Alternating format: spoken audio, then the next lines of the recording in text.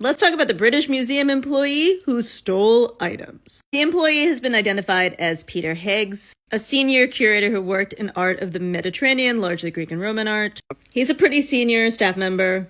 This is fired clay, terracotta, painted. The first question a lot of people asked me was, how did they even get it out? It's actually pretty easy. So a huge percentage of most museums' collections are in storage, like sometimes 97%. In institutions that have huge collections, they cannot check every item every night. And while they check your bag every night, you could put something small in your pocket. They're not doing full body searches. Why not? Well, most people who work with collections ethically believe those objects should be in that collection. In other words, they have signed up knowing they're going to be around millions of dollars worth of art, and they're not interested in having anything to do with taking it. But if you were an unethical person, you also are the person who knows what's worth what. Now, museums do not assign value, monetary value, to an object, but they absolutely are part of the market that decides on how much it's worth, because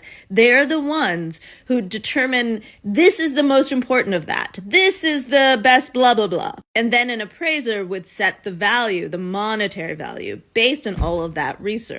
In other words, if you're gonna be a thief, working in a museum, you have a leg up. You know which one is the best to take. So why would somebody risk a whole career, 30 years at the British Museum, for only £50,000? For a lot of reasons, I suspect. Now, many museum employees are vastly underpaid and overeducated and probably have loans, and maybe that was his situation.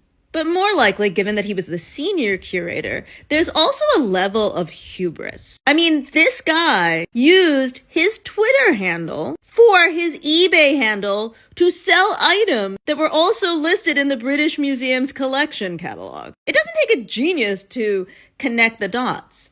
But there are a number of museum pros who perceive themselves to be brighter than the average, when what they're actually good at is a single thing. Now, finally, the British Museum is under hot water, not just because that guy stole all that stuff over years and they didn't notice. So the British Museum also tried to cover this up. Why? Well, remember, they got the Elgin marbles. They have other objects that are listed as being potentially stolen.